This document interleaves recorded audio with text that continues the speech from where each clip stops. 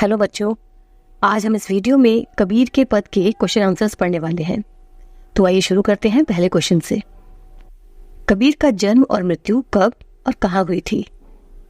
1398 में वाराणसी के आसपास लहतारा नामक गांव में कबीर का जन्म हुआ था और उनकी मृत्यु 1518 में मगहर में हुई थी।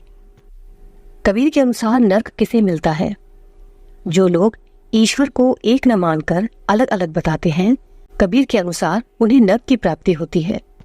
मनुष्य अज्ञानतावश किन चीजों के लालच में आकर घमंड करने लगता है?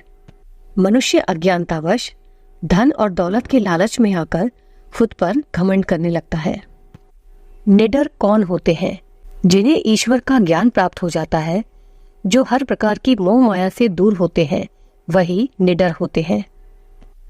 कबीर संसार के पागल होने की बात क्यों कह रहे हैं?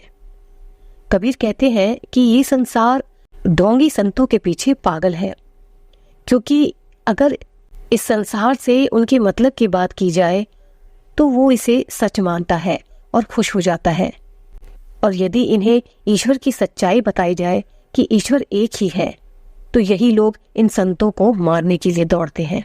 कबीर क्यों मानते हैं कि धर्म का नियम से पालन करने वाले प्रातः स्नान करने वाले में भी ज्ञान नहीं होता?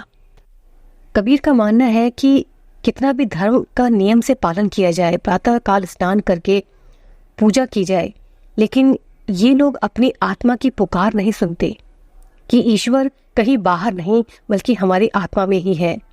अपनी आत्मा को मारकर उसे अनसुना करके वह नियमित रूप से पत्थर की पूजा करते रहते हैं। वास्तव में इनपे कोई ज्ञान नहीं है। घमंडी साधु संत लोगों की क्या निशानी होती?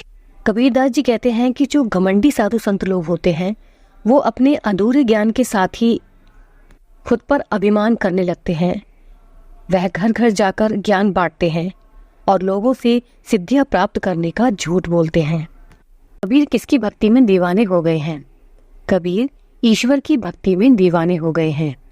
वह स्वयं को ईश्वर का दीवाना कहते हैं। कबीरदास के अनुसार शिष्यों का जीवन कौन बर्बाद कर देता है? अज्ञानी गुरुओं के कारण शिष्यों का जीवन बर्बाद हो जाता है। कबीर के अनुसार स्वयं की पहचान में कौन बाधक बनता है?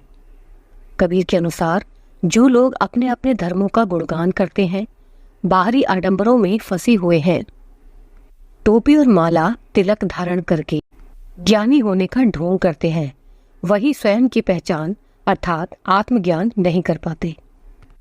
कबीर के अनुसार ईश्वर क्या है? जिस प्रकार संसार में जल, पवन, ज्योति सभी के लिए एक बराबर है, उसी प्रकार ईश्वर भी एक ही है, सिर्फ उसके रूप अलग है, लेकिन मनुष्य को बनाने वाला तो एक ही है।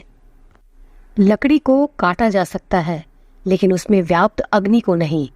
इस बात से कबीर का क्या तात्पर्य है?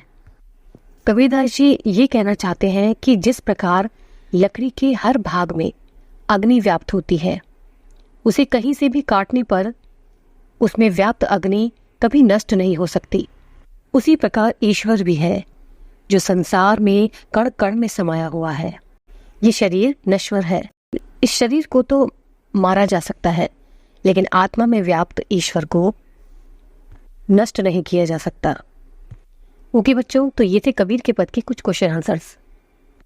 एक ज़रूरी बात मैं आपसे शेयर करना चाहती हूँ कि मैं अपने इस चैनल पे कुछ मोटिवेशनल वीडियोस भी प्रोवाइड करूँगी, तो आप उन्हें ज़रूर देखिए, और वीडियोस पसंद आती है तो प्लीज़ लाइक कमेंट ज़रूर कीजिए। तो प्लीज़ मेरी नेक्स्ट वीडियो देखना ना भूलें। मिलते हैं नेक्स्ट वीडियो में, तब तक के लिए ओके बाय।